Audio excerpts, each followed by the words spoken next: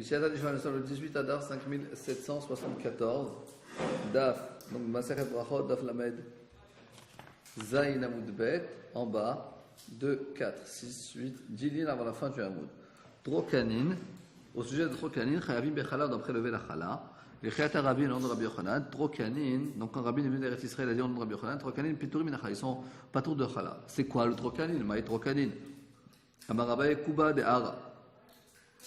C'est quoi? C'est Kuba de Hara. C'est quoi Kuba de Hara? C'est un aliment qu'on met un mélange d'eau et de farine. Directement, on le jette comme ça dans le four, des anciens fours qu'il y avait. Hop, tu jettes directement comme ça.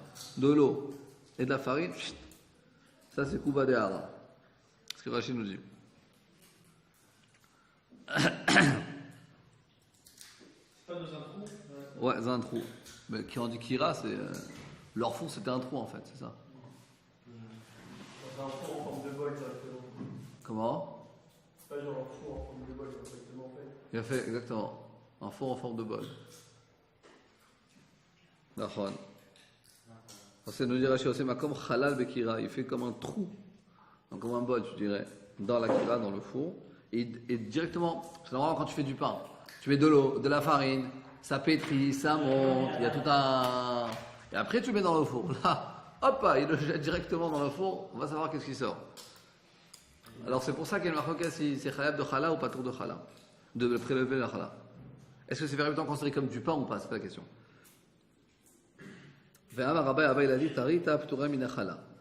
La fameuse tarita, elle aussi patour du prélèvement de la Khala. C'est quoi tarita?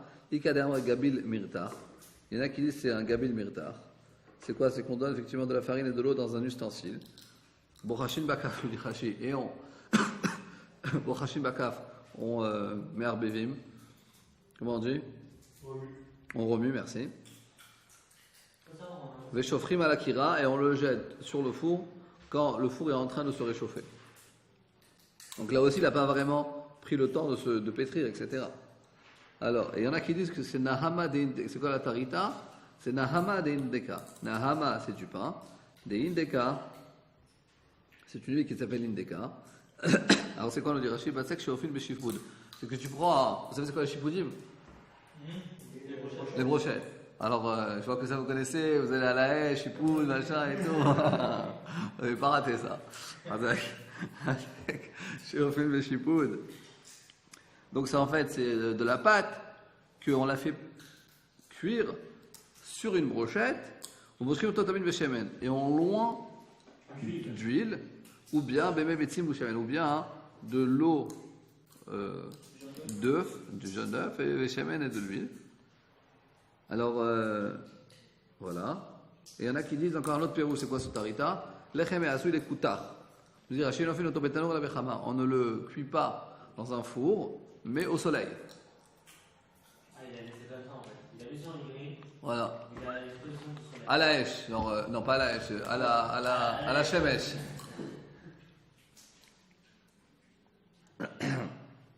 Maintenant, à ce sujet, donc le Nyan, est-ce que.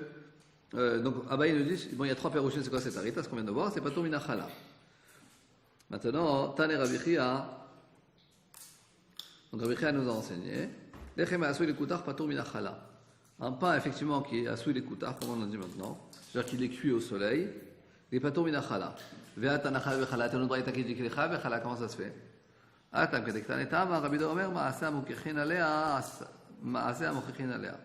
Là-bas, c'est marqué la raison pourquoi. C'est que l'action dont tu fais, ça prouve que c'est pas fait pour du pain. C'est-à-dire, c'est plutôt le pérouge que j'ai vu, c'est fait, on va dire c'est du pain perdu que tu cuis en fait, et inhabituellement, pour le faire pétrir, mais beaucoup plus quoi. Et ensuite tu vas l'utiliser comme un ingrédient dans, comment dire, un taveline? Non, taveline, paprika, poivre, dans une épice qui s'appelle, dans l'épice babylonienne qui s'appelle koutar. Donc c'est sûr que c'est pas du pain, c'est une forme de, c'est comme des produits chimiques en fait, que tu produis pour ensuite les mettre dans les aliments, etc., etc. Donc c'est pour ça que c'est vrai que c'est fait de matières qui sont censées se faire du pain. Mais ma'aseh amochrim alea, c'est-à-dire l'action dans la mer, tu fais, tu montres et tu prouves que c'est pas fait pour en faire du pain, mais c'est fait pour en faire autre chose, comme on a dit là. Asan ki achin, chayavin. Kelimoudim petourim. Si tu les as fait ki achin, c'est-à-dire Rashi, arucha, mekutefet, kekdus kaot, c'est vraiment du pain qui est beau comme un gâteau. Galidaate, c'est-à-dire tu as montré à tout le monde, à toi-même, de l'elech et masal que tu as fait pour que ce soit du pain. Kelimoudim, nous disons que nesarim be'alma, c'est-à-dire des bouts de bois comme ça. C'est pas des bouts de bois, nesarim c'est un bout de bois. C'est-à-dire c'est une pâte qui, on va dire, qui a aucune soura, aucune forme. Alors les patours, pourquoi? Parce que c'est sûr qu'il va l'utiliser en tant qu'ingrédient pour le kouta, ok? Amar le Abaye, aïe aïe aïe aïe aïe aïe.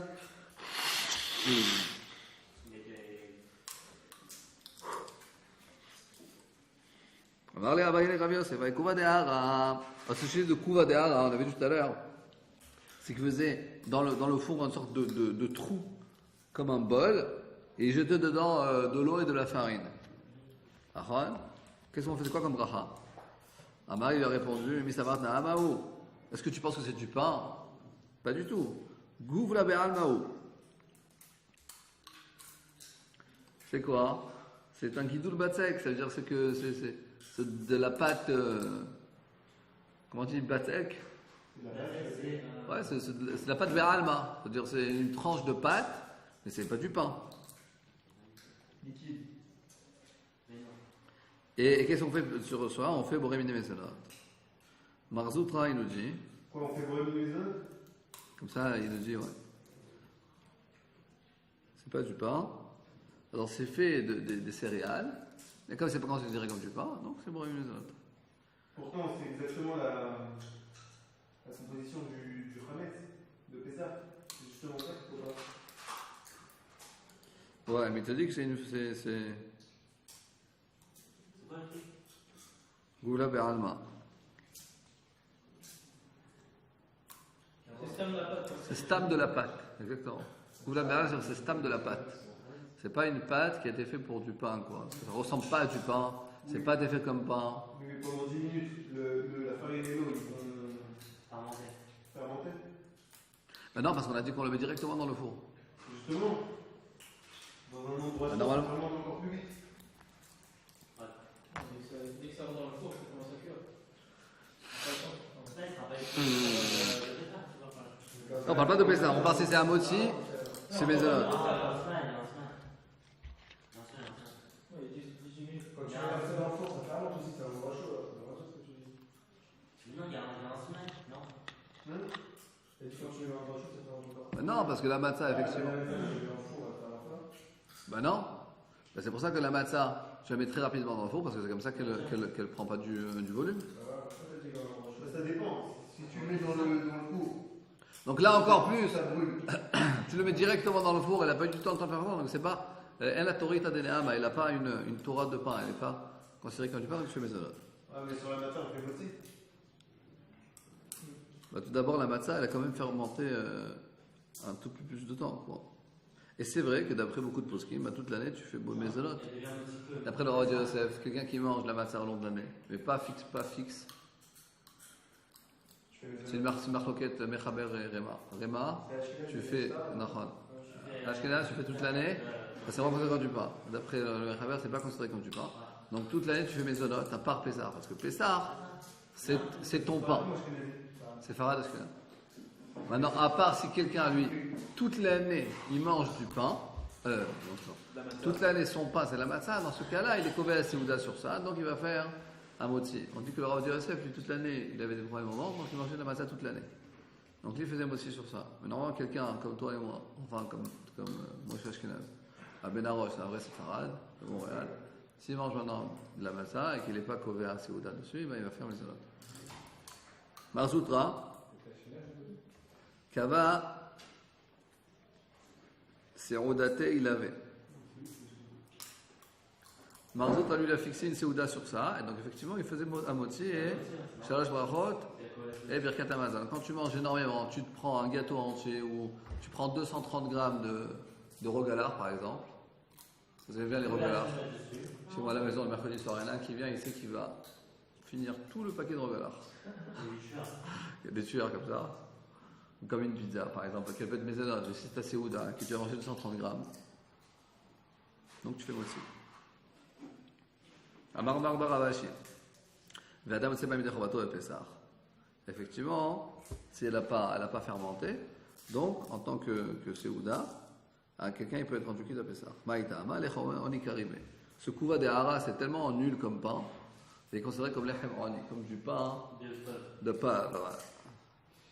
Ve'amar Mar Bar Ravashi. Haïdou jadet mare, du miel de date. On fait chacun la vidéo. Maïta Makel a raison, Zia Beral Maro. En fait, c'est du jus de date, quoi. Donc, tu vois plus le fruit. Regardez Rashi, tout en quatrième ligne, Zia Beral Maro. Veno Peri le Varechanav. Il est plus considéré comme un fruit pour faire sur ça Boré Peri Aretz. Keman, comme quel avis qui a Tana, comme ce Tana-là, et ça sera le deuxième avis, l'avis de Rabbi Yehoshua, pas Rabbi Eliezer. La Gemara, elle te dit Kaïtana. Que ça peut t'induire en erreur. Parce que ce qu'on vient de dire là, c'est comme cette fameuse Braïta. Attends une seconde. Et il y a deux avis dans la Braïta. Alors, faut faire attention que ça va comme. C'est Adama, ça. Ça pousse par terre, non? C'est des tournesols, ça, hein? C'est des tournesols, ça. Ouais.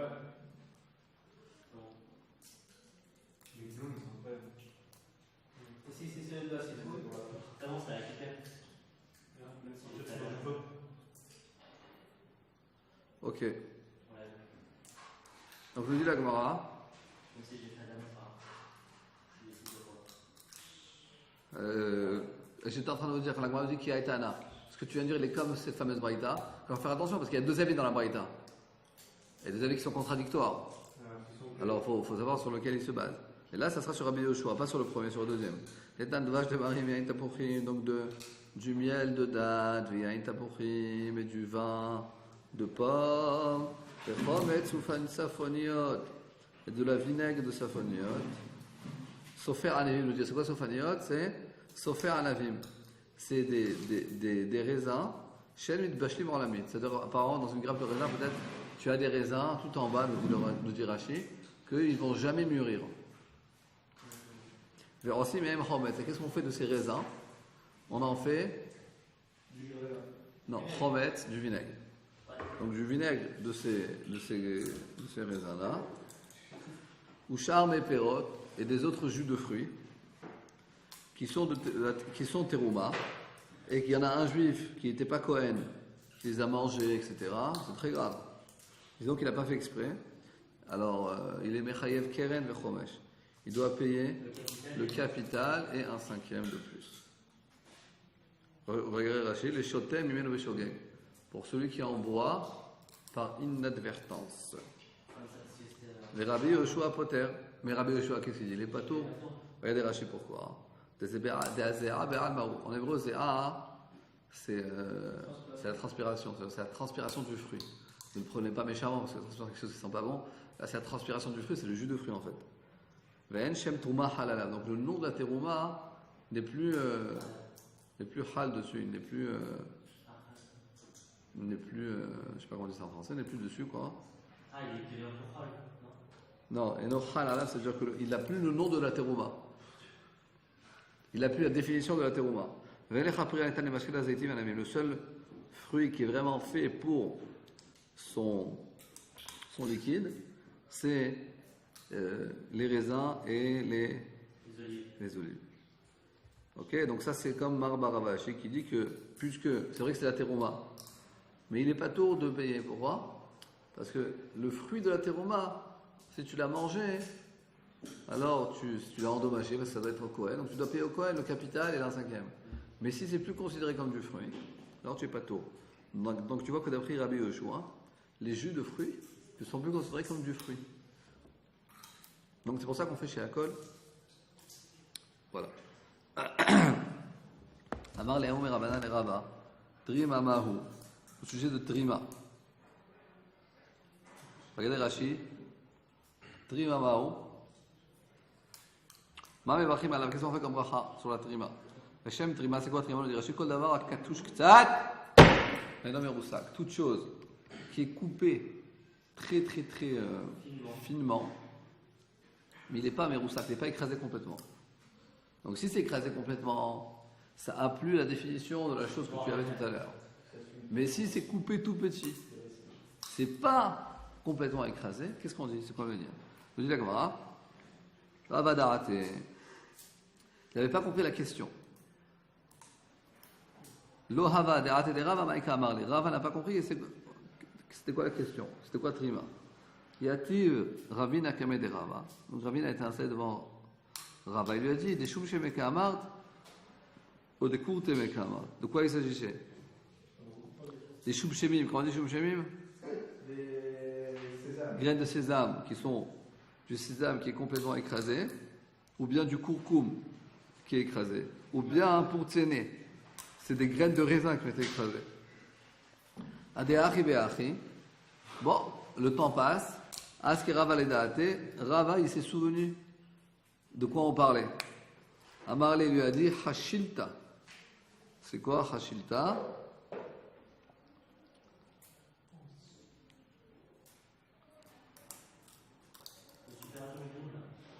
On est dans la Gemara. 2, 4, 6, 8, 10, 12, 14, 16, 18, 19e ligne. Alors il lui a dit, de quoi il s'agit? C'était des chashilta qui ont été écrasés. C'est quelque chose qui a été écrasé. Donc toute chose qui a été complètement écrasée, vadaika amart. C'est sûr que sur ça, on ne fait pas la bracha initiale. Ve'adkartan milta, et ça m'a rappelé une halakha qu'on a entendue au nom de Ravasi. Aitmar eshel truma, des dates de teruma, mutar la asot mehem trima. Tu peux en faire trima, c'est quelque chose qui est coupé en petits mais pas écrasé. Ve'asur la asot mehem shechar, et tu n'as pas le droit d'en faire une liqueur d'un fruit de teruma. Pourquoi? Parce que dans ce cas-là, tu l'écrases complètement et tu émets calquel.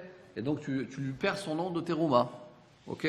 Donc, de le couper en petit, de le donner au Kohen, il n'y a pas de problème, que le Kohen il le fasse. Tu n'endommages pas la terouma. Parce qu'il garde sa spécificité, quoi. Mais si ça a été complètement écrasé, alors c'est assourd. Veil chetal alacha. Tmar et avdilo terima.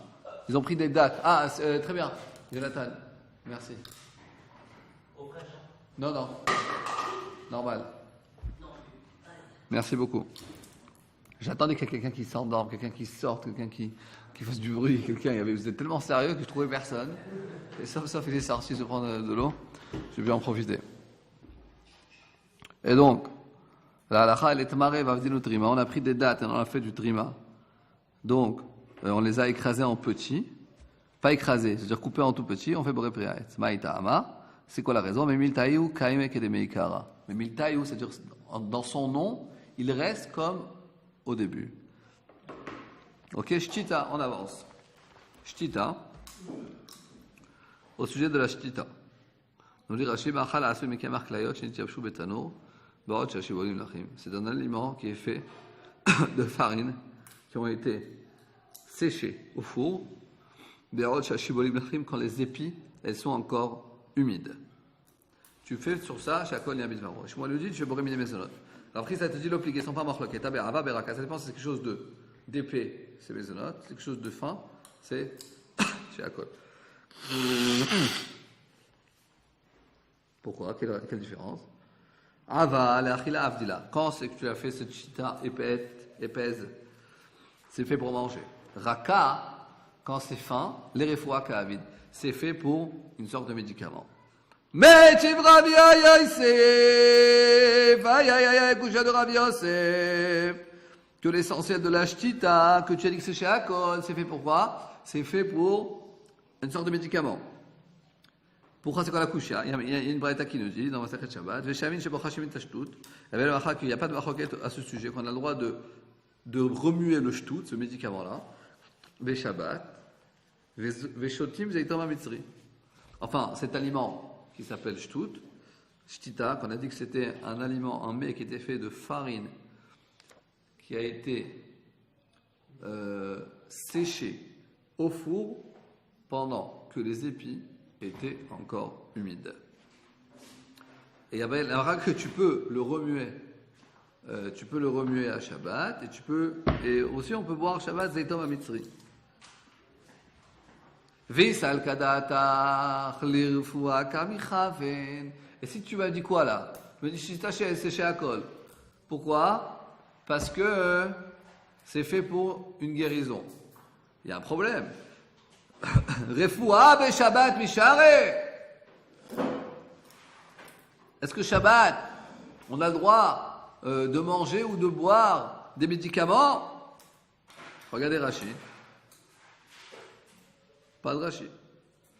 Amarle lui a dit, alors je vais vous dire moi, c'est que on sait que quelqu'un qui n'est pas très malade, c'est-à-dire qu'il n'est pas au lit, Il ne doit pas prendre de médicaments. voilà, pas le droit de médicaments. Quelqu'un qui marche sur ses deux pieds et qui n'est pas alité, on dit comme ça, non? Qui n'est pas alité pendant Shabbat, il n'a pas le droit de prendre de médicaments. Pourquoi? Parce que dans le temps, tous les médicaments venaient de plantes, de peur qu'on les moude. De peur qu'on les moude. Shrikat Zaymanim. Qui a Issour Minat Torah, les Chachayim ont interdit. Mais à l'époque, on faisait tout en 2 minutes. On mérite Agmara Akdosha. C'est vrai, il y a les médicaments, les instruments et tout, on dirait que c'était comme ça. Amar le Abaye, Ve'at Lotis Bera. Toi, tu n'es pas d'accord avec ça? Ve'at Nan. C'est quoi le problème? Il y a une Mishnah qui dit Kol Acholim Ochel Adam Irfoua Shabbat. Tu peux manger tous les aliments que tu veux Shabbat, même si c'est pour une guérison. Ça veut dire par exemple, tu prends du miel, tu manges du miel, tu as le droit. Tu prends choum, comment on dit choum? De l'ail. Après, ça sent pas bon dans la bouche, mais à ce qui paraît, tu es un petit peu malade comme moi maintenant. Tu prends 2, 3, 4 graines d'ail, tu les manges, hop, ça te remet bien. Moi, je le fais pas. Parce que vraiment, ça te tue les microbes, parce qu'il paraît, tu reviens net. Oh. En plus, ça prend du temps, parce que la laine n'est pas comme ça. Après, tu te brosses les dents et tu as la brosse à dents au goût de l'ail.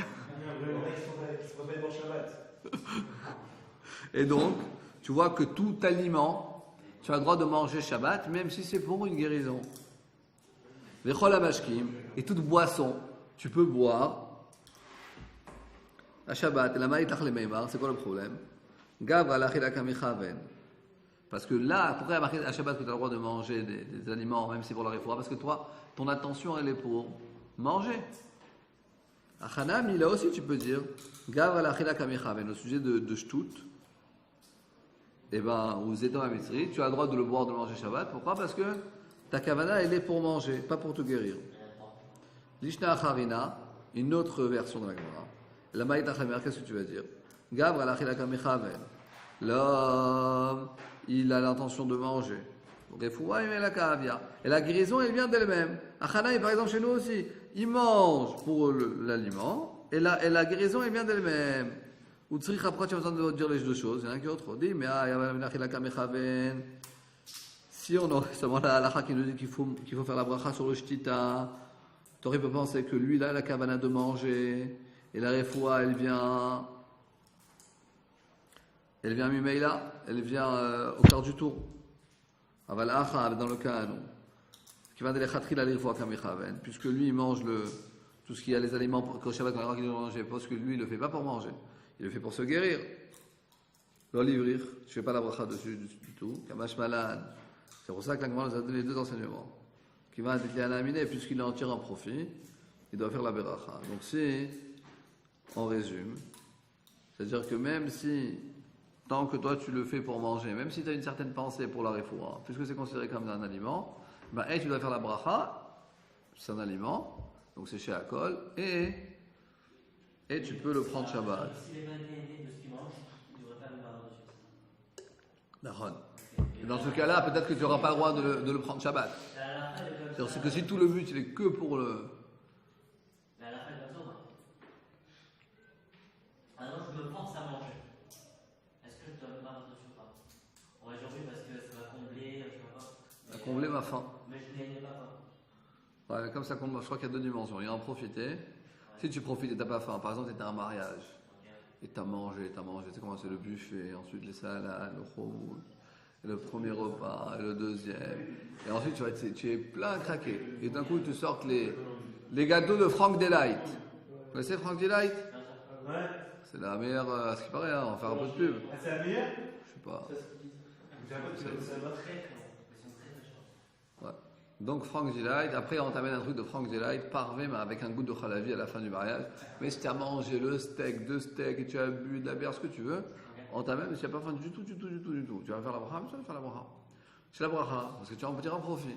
Pareillement, quelqu'un il est maintenant, il est affamé complètement, il est dans un massa, kunta, et d'un coup il trouve, je sais pas moi, un truc vraiment pas bon quoi. Il n'en profite pas du tout, mais il a faim, il mange, c'est comme sa faim, il fait la bracha. Ok, on va attaquer Shalapat ou Omer. Quelle heure il est, chers amis? 55. Voilà, alors venez, on se dépêche, comme ça on finit le Hamoud complètement. On arrive ici, on arrive à la maîtresse Hamoud Bes aux 2 points, ok? C'est un peu de Haggadah très intéressant. Shalapat Omer Hamotzi Lechem Min Haaretz. La question elle est, le sujet il est si on dit Hamotzi ou Motzi. Alors, Ma Omer Hamotzi Lechem Min Haaretz. Tanaka m'a dit qu'il faut dire Hamotzi Lechem Min Haaretz. Rabbi Nechemia a dit il faut dire Motzi Lechem Min Haaretz. Amara Barabaïdou dit Motzi Kulam Alon Pligé. Au sujet de Motzi, tout le monde est d'accord qu'il n'y a pas de problème de dire Motzi. Pourquoi? Parce que quand tu dis Motzi, c'est apik, c'est-à-dire que c'était au passé. Parce que le pain il est déjà là, il est devant toi. Donc tu dis Motzi Lechem Min Haaretz, quand le roi a sorti le pain de la terre. Parce qu'il est déjà devant toi. C'est la Gemara. Comme marqué Dirtiv, El Motzi Am Misraïm, que Kadosh Baruch Hu nous a sortis d'Égypte, donc au passé. Qui plique et la marque est au sujet Beham Motzi Lechem Min Haaretz. Celui qui sort le pain de la terre. Rabbanan, les Chachamim disent Hamotzi de Apik Mashma. Quand tu dis Hamotzi, ben c'est égal, c'est aussi, ça veut dire celui qui nous a sortis d'Égypte. Ou celui qui a sorti le pain au passé. Comme il est marqué Hamotzi le Chama et Misura Chalamish. C'est-à-dire que tu as sorti de l'eau du rocher. Mais Rabbi Nechemia, il t'a dit non. Hamotzi de Mapik Mashma. Hamotzi, c'est que maintenant il te sort le pain. Donc c'est pour ce que d'après Rabbi Nechemia, il faudrait dire Motzi Lechem Min Haaretz. Quand tu dis Hamotzi, c'est au passé. Comme il y a marqué Hamotzi etrem Hamotzi etrem, qui vous sortira. Hamotzi etrem, ça c'est dans Sefer Shemot, c'est bien avant qu'ils sont sortis d'Égypte. Shemot Perek Vav, c'est au tout début de Parashat Vaera, ils ne sont pas encore sortis d'Égypte, il n'y a même pas eu toutes les plaies. Il y a marqué là-bas Hamotzi etrem, donc il va vous sortir dans le futur Bichlal. Ou dans le présent progressif, on dit ça en anglais, non? En français, il n'y a pas de présent progressif, mais je veux dire que c'est ou bien un futur ou bien un présent progressif. Mais c'est sûrement pas un passé. Les Rabbanan, Chachamim, comment ils expliquent ce passage? Parce que pour Chachamim, on dit Hamotzi Lechem Min Haaretz, qui t'a sorti le pain de la terre. Donc c'est au passé. Alors comment ils expliquent ce passage? Hamotzi Lechem Min Haaretz. Ainsi, Akadosh Baruch Hu leur a dit à Israël, Kad ma pikna lechu, quand moi je vais vous sortir au futur, Avina lechu milta, vous ferez quelque chose qui est ridéaditu afin que vous sachiez de Hana ou de Apikt, que moi je vous ai sorti au passé, mais Mitzrayim d'Égypte. Ok, vous allez faire le Korban Pessah, je pense que ça il s'agit. Dans le futur, vous ferez le Korban Pessah, c'est-à-dire que vous ferez un signe qui va vous démontrer que dans le passé, à Motzi Etrem, je vous ai sorti de la servitude d'Égypte. Comme il y a marqué, Vidatem Ken Yeshem Lokechem. Comme il y a marqué, vous saurez que c'est moi, Akadosh Baruch Hu. Donc, Vidatem, vous saurez au futur. Qui a dit à Hashem Elokrem que c'est moi, Akadosh Baruch Hu, Hamotzi Etrem, qui vous a sorti dans le passé d'Égypte. Mais je t'apprends, Rabbi Zeira, les Chachamim, il disait, Rabbi Zeira, c'est un gars, non, Rabbi Zeira, Bar Rav Zvid. Ouais. Alors, les Chachamim, devant Rabbi Zeira, ils disaient, Rav Zvid, c'est un gadol.